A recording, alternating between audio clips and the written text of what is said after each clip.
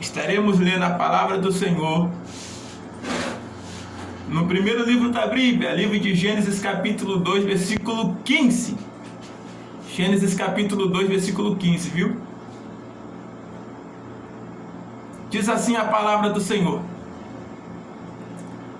Tomou, pois, o Senhor Deus o homem, e o pôs no jardim do Éden, para o lavrar e o guardar. O tema dessa mensagem, nesta tarde que estarei ministrando, será: viva uma vida tranquila e sossegada, sempre trabalhando. O tema nosso dessa mensagem hoje é: viva uma vida tranquila e sossegada, sempre trabalhando. Vamos orar ao Senhor para darmos início à nossa ministração em nome de Jesus. Senhor Jesus Cristo, eu peço perdão em nome de Jesus por meus pecados, pensamentos, palavras e obras. Peço perdão por minhas transgressões e iniquidades. Peço perdão por minhas falhas, ó Pai. Orienta-nos, Pai. Guia-nos na ministração da Tua palavra. Abra nossa mente, nos dá a Tua sabedoria para entendermos a Tua palavra, porque muitos de nós temos a dificuldade de entendermos a Bíblia. Mas a Tua palavra diz em Tiago, capítulo 1, versículo 5, pedi a Ele sabedoria e Ele vos dará. Nos dá sabedoria para entendermos a Tua palavra nesse momento. Amém? O trabalho é uma ideia de Deus no mundo. No mundo perfeito, no paraíso de Deus, antes do pecado de Adão e Eva, no jardim do Éden, Deus já havia dado ao homem uma função, um trabalho, uma responsabilidade. Primeiramente porque o homem foi feito imagem e semelhança de Deus. Imagem significa aquele que tem um papel fundamental. Semelhança significa aquele que é igual. Após ao pecado do homem, o homem deixou de ser semelhança de Deus, mas continua sendo imagem. Ou seja, aquele que tem um papel fundamental. Aquele que governa, aquele que domina. Lá em Salmos capítulo 115 diz que os céus dos céus pertencem ao Senhor, mas a terra Deus entregou aos homens. Deus deu a Adão e Eva a tarefa de cuidar do jardim do Éden, como lemos em Gênesis capítulo 2, versículo 15. Eles tinham duas funções primordiais, que era de lavrar e guardar. O propósito de Deus, mesmo no paraíso do jardim do Éden, onde Adão e Eva moravam, era ocupar ambos com um trabalho criativo, lavrar. E guardar era um serviço amoroso. Então, mesmo naquele ambiente, de glória, mesmo naquele ambiente que era o jardim do Éden, Deus entregou ao homem o trabalho, uma responsabilidade. Deus colocou no homem o poder de criar. Deus fez que o homem lavrasse a terra. Deus fez que o homem fosse criativo, produzisse. Porque esse era o propósito de Deus para a humanidade. E Deus também deu ao homem a responsabilidade de guardar. A responsabilidade de ter um compromisso com aquilo que Deus o colocou em suas mãos. Mesmo no mundo caído, mesmo no mundo não caído, sem pecado, morte e sofrimento, a humanidade deveria trabalhar. Todos nós, crianças, adolescentes, jovens, adultos e velhos, devemos considerar o trabalho como uma das bênçãos de Deus. O trabalho não é maldição como alguns dizem. Talvez o seu trabalho não seja bom o suficiente para sustentar a sua família. Talvez a sua diária não seja aquela que você gostaria de receber. Talvez você não é visto pelo seu trabalho, pelo seu labor. Mas é o trabalho que dignifica o homem. A oportunidade de se trabalhar. Há pessoas que elas trabalham na área intelectual. Elas não precisam do trabalho braçal. Essa aí já é a minha área. Mas há pessoas que precisam trabalhar no trabalho braçal, no esforço físico. Todo tipo de trabalho é gratificante. Não é porque eu trabalho na área intelectual, não é porque eu ganho a vida pregando, ministrando, trazendo palestras, eu estudei para isso, que eu vou desrespeitar aquele que trabalha num trabalho braçal, num trabalho de esforço. Não. Porque até encricar uma tecla, aquele que trabalha de uma forma intelectual, ele tem trabalho com as mãos. E até em preparar um sermão como esse, e até ter que sentar para estudar, para se preparar, para alimentar o povo, levar uma palavra de Deus. Mesmo que o meu trabalho seja intelectual, mesmo que o seu trabalho seja braçal, todo trabalho dignifica o homem. Então viva uma vida tranquila e sossegada, sempre trabalhando, sempre fazendo aquilo que, se for possível, você goste. Porque a pior coisa que tem é você trabalhar em algo que você não goste. Mas muitos de nós temos que trabalhar em áreas que nós não gostamos, porque primeiro vem a nossa família e depois vem as nossas responsabilidades. Então você que está trabalhando, não saia do seu trabalho, porque pior é para aquele que está sem trabalho do que para aquele que está trabalhando em um trabalho ruim. Se você considera o seu trabalho ruim, pare com isso. Agradeça a Deus pelo seu trabalho, pela sua diária, pelo seu pão de cada dia. Porque muitos querem e não têm e não podem. O nosso Brasil são aproximadamente mais de 17 milhões de desempregados. Ao redor do mundo, nós somos mais de 1 bilhão de desempregados. Pessoas que vivem lá fora, da roça, pessoas que vivem do seu mercadinho, do seu açougue, do seu empreendimento. Eu quero ministrar a bênção de Deus sobre a tua vida. Ainda que nesse seu trabalho você ganhe pouco, ou não seja respeitado ou valorizado, mas que as bênçãos do Senhor caiam sobre você. Toda criança judia aprendia um ofício entre os seus pais judeus. Dizia-se que um pai que não ensinasse um ofício ao seu filho criaria um criminoso, né? Às vezes eu fico vendo ali na comunidade do Cartispero, eu vejo o cheirinho, né, que canta, indo com seu filho para cima, para baixo, né? O cheiro carrega ali, né, algumas coisas, e o seu filho Alan sempre está com ele. E eu acho isso lindo, maravilhoso. Eu olho ali pro seu Marote ali, né, do Cartispero, né, pai do Bruno, e eu vejo ele sempre com o seu filho Tom, para cima e para baixo, ensinando o seu filho uma profissão, ensinando o seu filho a dignidade, que é o trabalho. Jesus, o Filho de Deus, passou muitos anos cumprindo a vontade de seu Pai em um trabalho honesto como carpinteiro e artesão habilidoso.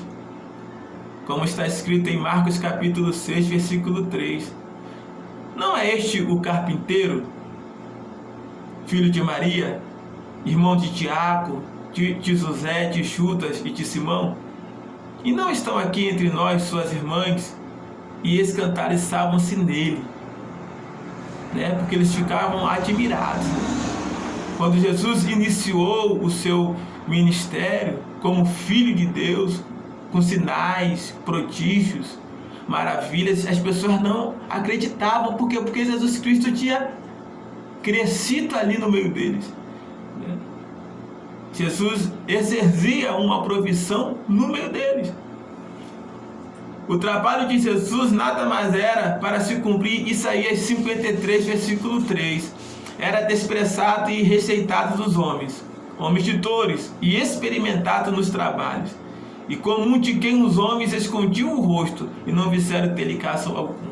O texto de Isaías 53, 3 vai falar claramente: era desprezado e rejeitado dos homens, homens de dores, experimentado nos trabalhos. Eu acho esse texto maravilhoso, limpo, quando a Bíblia diz que Jesus Cristo era experimentado no trabalho. Jesus Cristo sabia fazer de tudo um pouco. Eu costumo falar que Jesus Cristo não chama ninguém desocupado para a sua obra. Quando Jesus Cristo ele me chamou para a obra missionária, eu me lembro bem. Eu louvo a Deus que pelo Face tem alguns irmãos que estão assistindo e fazem parte dessa época minha. Eu prestava serviço ali para o São Paulo, no mercadinho ali na Cancela Preta, no Rio de Janeiro, no Conjunto da Marinha. O salário mínimo na época era R$360. Eu estava trabalhando naquele lugar, eu era o segundo gerente ali, e também trabalhava à noite com o irmão Edmilson, né, fazendo pão. Dormia pela manhã e à tarde e à noite eu estava ali. E quando de repente eu tive um sonho, e nesse sonho o Espírito de Deus me aparecia e falava para mim: olha, você vai para a obra missionária. Deus vai te arrancar do estado do Rio de Janeiro, você vai sair desse seu serviço, desse seu trabalho. E eu me lembro que quando eu fui, tomei coragem, depois de 2 meses da revelação, eu tomei coragem e fui falar com o São Paulo, falei: olha, eu quero as minhas contas. Ele falou: mas Edson, como? Você está louco? Você é um dos meus melhores funcionários. Eu falei: olha, Deus falou para mim que eu vou fazer missão. Deus vai me levar para fora do estado do Rio de Janeiro para pregar a palavra. Ele falou: meu filho, pare de sonhar, coloque os seus pés no chão. E ali eu bati o pé e falei: não, eu estou saindo dessa função. E o São Paulo ainda foi lá no meu pastor, que me assiste pelo Face também, e a sua esposa agora estão me assistindo pelo Face. Meu pastor Crepson Ortiz. E o São Paulo falou com o meu pastor, falou: olha, o Edson é um dos melhores funcionários que eu tenho, eu não posso deixar ele sair. Converse com ele, pastor. E o pastor veio falar comigo, falou: meu filho, nós não temos nenhum projeto de obra missionária. E por que você saiu de lá, meu filho? Fique lá.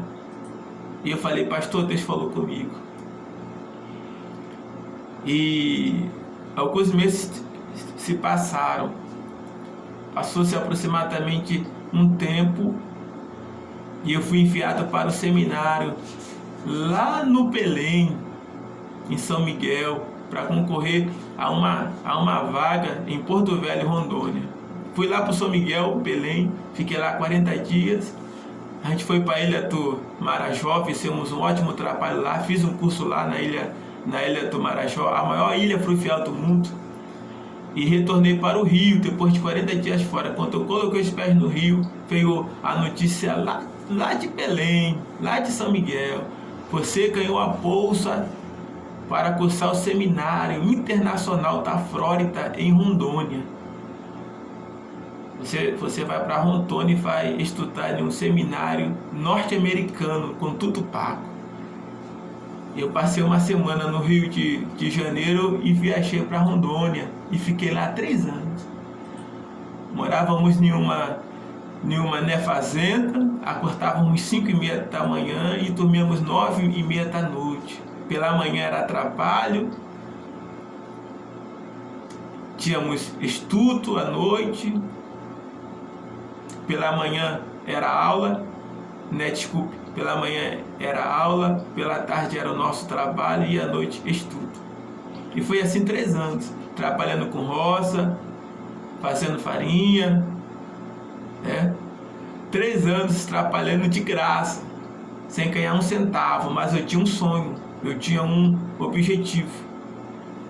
Então todo trabalho dignifica o homem, seja ele qual for, ainda mais se você tiver um sonho, se você tiver um objetivo. O trabalho também fazia parte da educação de Jesus, que o prepararia para o ministério adiante. O apóstolo Paulo realizou a obra do Senhor da mesma forma, ao trabalhar ao lado de Áquila e Priscila, por 1 ano e meio, como fabricante de tendas, enquanto debatia na sinagoga aos sábados. Está lá em Atos capítulo 18, versículo 1 e 4. Nós vemos Paulo,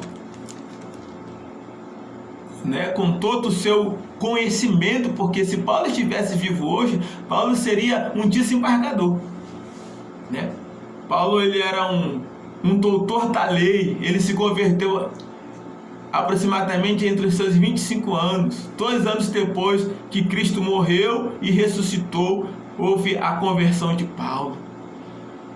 Paulo se converteu e pregou para todo o mundo da Ásia, daquela época. Quando nós falamos que o apóstolo Paulo pregou para toda a Ásia, é porque toda a população estava centralizada na Ásia. Toda a população estava centralizada na Ásia. Eram aproximadamente 250 milhões de pessoas. E o apóstolo Paulo pregou o evangelho para essas pessoas em um período de 46 anos. Ele evangelizou toda a Ásia. Ele evangelizou 250 milhões de pessoas naquela época. Ele não tinha trem. Ele não tinha ônibus. Ele não tinha YouTube, internet, Facebook, WhatsApp. Mas ele sabia que esse era o seu trabalho, de pregar a palavra de Deus. Paulo vai nos dar 2 conselhos muito bons. Primeiro conselho que Paulo vai nos dar sobre trabalhar na obra ou trabalhar para Deus é 1 Coríntios capítulo 9, versículo 14. Ele diz assim, quem trabalha para o evangelho, que viva do evangelho. Mas lá em Tessalonicenses capítulo 3, versículo 8 ao 12, eu quero citar aqui somente o versículo 8 e o versículo 10. Paulo diz assim: nem comemos de graça o pão de ninguém, antes com labor e fadiga trabalhávamos noite e dia, para não sermos pesados a nenhum de vós. Porque quanto ainda estávamos convosco, estávamos trabalhando. Mas quem não trabalha também não come. Então nós vemos aí a visão de Paulo de não ser pesado a ninguém, mas também Paulo reconhecendo que aquele que faz a obra do Senhor, que viva da obra do Senhor. E quando eu falo de viver da obra de Deus, não falo de explorar a obra de Deus, porque tem aqueles que vivem da obra e aqueles que vivem para a obra. O que vive da obra, ele cobra 10, 15, 50 mil, mas o que vive para a obra é o Senhor que o mantém e o capacita ao estar de pé. Então Paulo tinha essa visão de trabalho, de não ser pesado a ninguém. Ele fazia a parte dele e Deus o abençoava. Jesus Cristo também nos ensinou esse princípio: os que trabalham para o reino de Deus, que vivam para o reino de Deus. Está lá em Lucas capítulo 9, do versículo 1 ao versículo 6. Então, não chame um pastor de vagabundo, preguiçoso, ou alguém que não gosta de trabalhar, pois ele tem a função dele, de ser ministro do Evangelho de Deus. Então é bom respeitar cada um a sua função, o seu trabalho. Cada um respeite o trabalho um do outro. Cada um na sua função, no seu trabalho, na sua missão. Eu me lembro que quando eu fui pastor lá no estado do Acre, fui missionário lá, estado do Acre, Cruzeiro do Sul. Nós estávamos em um rio chamado Liberdade. Você pode pesquisar aí pelo Google, Rio Liberdade, pelo YouTube. Nós estávamos no Rio Liberdade, estávamos descendo o Rio Liberdade. Já estávamos no nosso terceiro dia, em um parquinho pequeno, descendo para evangelizar, pregar a palavra, ajudar os irmãos ribeirinhos. E nós estávamos levando um médico, e aquele médico ele era muito arrogante, ignorante, orgulhoso. E ele falava: eu faço, eu aconteço, eu sou, porque sem mim tá e pá. E aí eu cheguei para um senhor que estava nos conduzindo, naquele parquinho ali, e eu disse para ele assim: ó, desliga esse motor aí e vamos ver o que esse médico ele faz, o que ele vai fazer. Vamos ver se ele conhece de Rio. E ali aquele irmão, ele desligou aquele motor e nós ficamos à deriva. E aquele médico ficou desesperado. E ele perguntando pro irmão o que houve, o irmão: como é que eu vou consertar, E eu me levantei no parque, fui até ele e eu disse assim: olha, o senhor é um médico e conhece sobre a medicina, e esse rapaz é um ribeirinho, que se ele não colocar esse parque para funcionar, se ele não guiar esse parque, a gente não vai para canto nenhum. Então respeite a função dele, como a gente respeita a sua. O irmão ligou o parque, a gente foi embora e o médico ficou pianinho.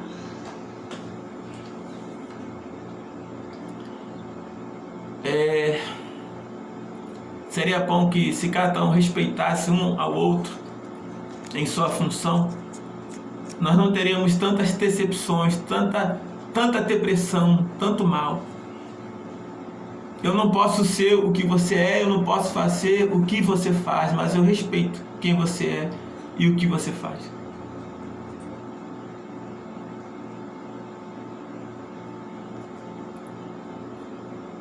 Qual é a função do trabalho na educação? Há muitas pessoas que não gostam realmente de trabalhar.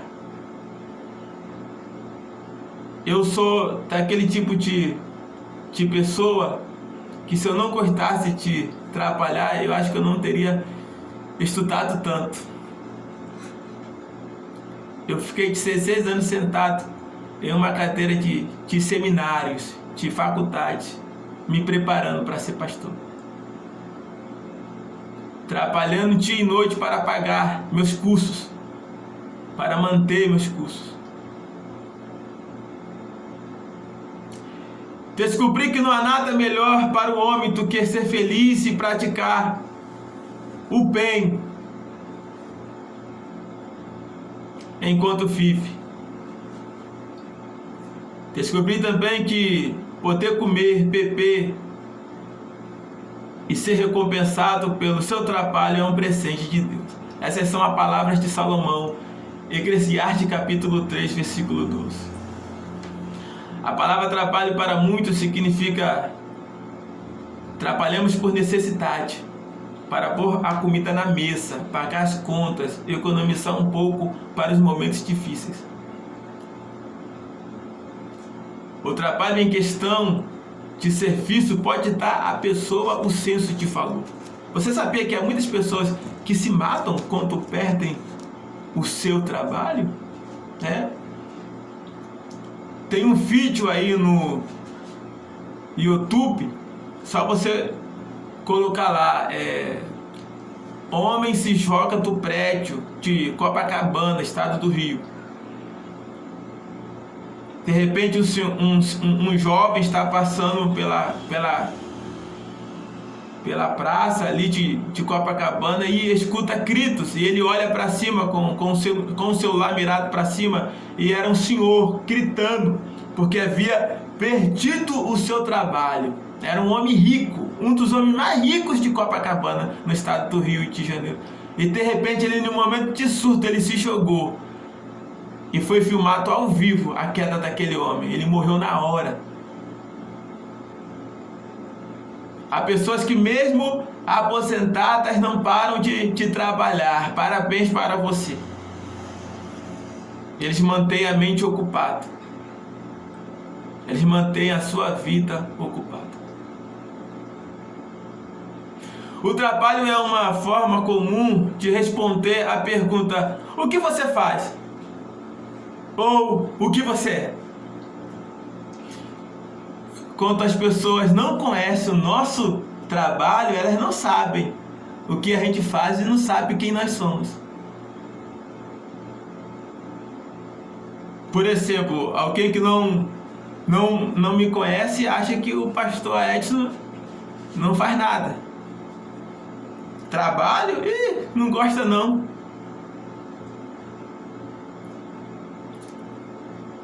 Eu aprendi com 13 anos. O meu pai na fé, chamado irmão Ricardo, que está me assistindo pelo Facebook agora, hoje ele é capitão do exército, e na época ele era sargento. Ele me chamou, eu tinha 13 anos, ele me sentou em uma mesa, e eu fui criado com essa família dos meus 11 anos aos 20 anos. Eu tenho uma educação militar. E ele falou para mim: Edson, qual é o teu objetivo de vida? E eu não sabia muito bem o que ele estava perguntando, e ele me explicou. Ele falou: tenha um objetivo de vida.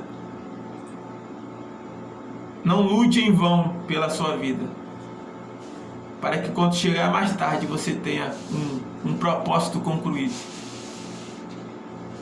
E o meu objetivo de vida foi esse: trabalhar, estudar para ser pastor e alcançar vidas pelo poder da palavra de Deus.